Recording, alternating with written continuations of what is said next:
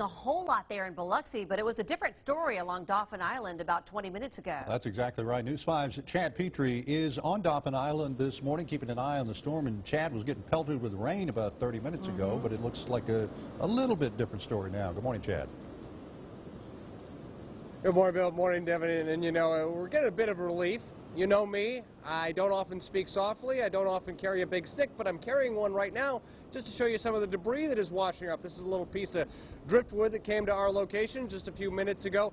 As you can see behind me, the wind and the waves are picking up. The rain has let up a bit, thankfully, but we expect the storm surge, the water, to keep pushing further and further north as it gets closer and closer to Bienville Boulevard. Again, earlier this morning, I tried to make my way before dawn all the way down to the west end of Dauphin Island. Couldn't make it because too much flooding. It made me feel a little bit unsafe. Here, we're safe right now. We are standing underneath a home at present, but we expect more wind, more rain to push more of that water toward the major roadway, and we expect to see some flooding. We expect to see sand and water over the road as we go on throughout the morning. But for right now, things are definitely under control on Dauphin Island.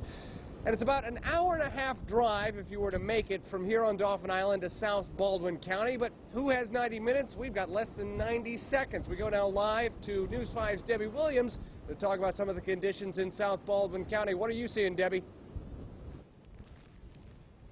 Thanks, Chad. We are in Gulf Shores, and if you take the ferry, but it's not running today.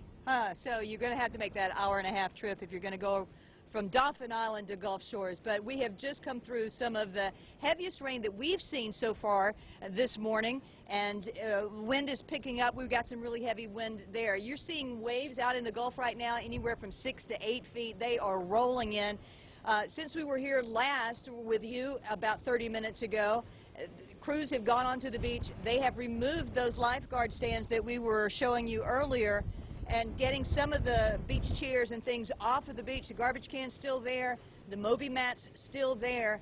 The surf is coming almost all the way up to the boardwalk in some areas. So some really heavy surf, very impressive to see. We've seen a bunch of beach walkers out this morning. When the rain came through just a minute ago, it was a heavy, heavy downpour. It looked like two cells that were meeting up and just pouring right on top of us. You couldn't see the State Park Pier, which you're looking at in the distance there, but now you can see it a little bit better. We're watching the waves roll in. We're watching people on the beach. The rain has, for all practical purposes, stopped right now. And another good sign that we're seeing is not a lot of people on the roads this morning. A lot of sightseers usually and on the beach and stuff like this, but we're not seeing a lot of folks on the road. That wind, the rain, not a good day to get out and do some traveling. I've seen 2 cars since I've been talking to you, so that's always a good sign. We're going to continue to monitor the weather here. We're going to be heading over to Orange Beach, see what it looks like over at Perdido Pass, and we'll bring that to you coming up in the next hour. Live in Gulf Shores, Debbie Williams, WKRG News 5.